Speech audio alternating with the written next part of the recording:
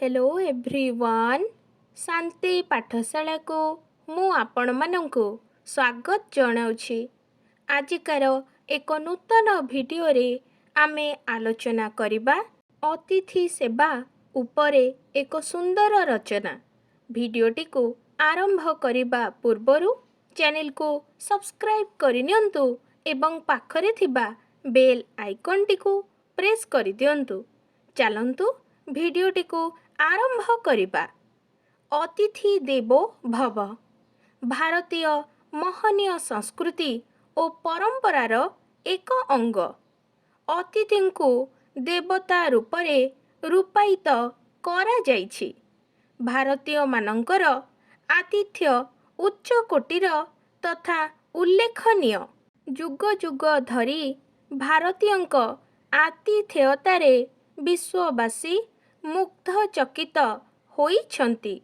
सरलता, स्वर्गीयता, आंतरिकता समन्वित अतिथि सत्कार व्यक्तिर चरित्र को महिमान्वित करिबा संगे संगे एक जातिर उच्च आदर्श को विश्व दरबार रे प्रतिपादित करिथाए। प्राचीन भारत रे वर्णाश्रम धर्म रे अतिथि सेवा को उच्चासन प्रदान करा जाउथिला। गृहस्थ माने अतिथि सत्कार को पुण्य कार्य रूपे ग्रहण करुथिले। अतिथि जेपरि यथार्थ भावरे अर्चित, चर्चित तथा अभ्यर्थित हेबे सेथिप्रति प्रत्येक परिवार ध्यान देउथिले। पारिवारिक जीवन रे अतिथि सेवा को गुरुत्व दिया जाउथिला। राजा महाराजा सम्भ्रांत माने अतिथिंक पाई स्वतंत्र अतिथिशाला निर्माण करी परिचारक सेविका मानंकु नियुक्ति देउथिले।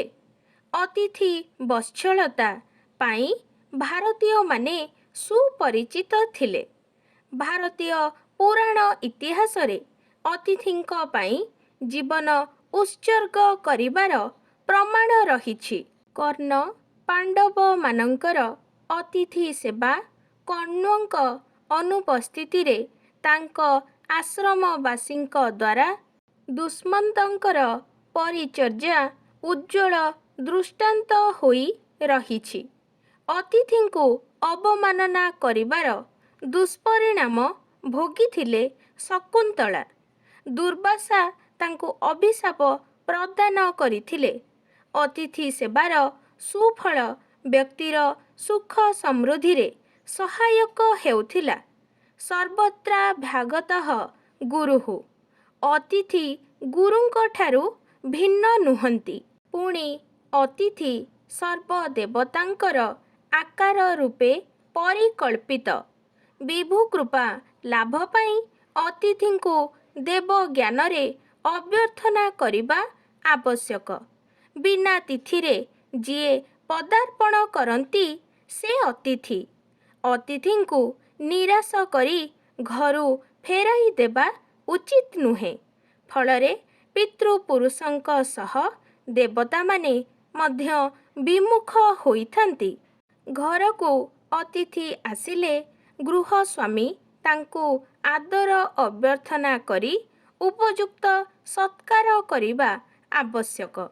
अतिथिंक प्रति आंतरिकता, सेवा, वचनबद्धता, सहानुभूति, श्रद्धा, साधारण सौजन रहिबा उचित।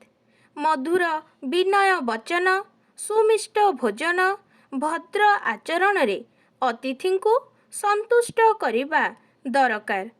सभ्यतार विकास समयर विवर्तन रे अतिथि सेवार संज्ञा आजी बदली जाइछि।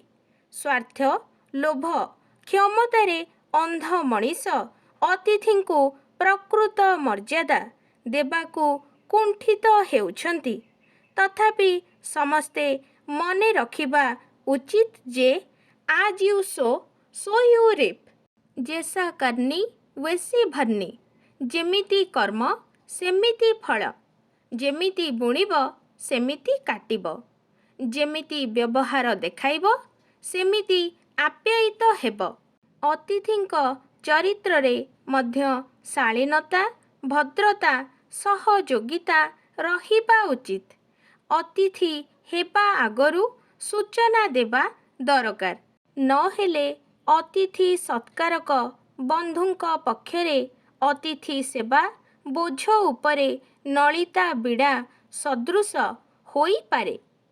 ଆଜିକାର ଭିଡ଼ିଓଟି ଆପଣଙ୍କୁ କିପରି ଲାଗିଛି କମେଣ୍ଟ ମାଧ୍ୟମରେ ନିଶ୍ଚୟ ଜଣାଇବେ ଏବଂ ଲାଇକ୍, ସେୟାର, ସବସ୍କ୍ରାଇବ୍ କରିବାକୁ ଜମାରୁ ଭୁଲିବେନି। ଧନ୍ୟବାଦ।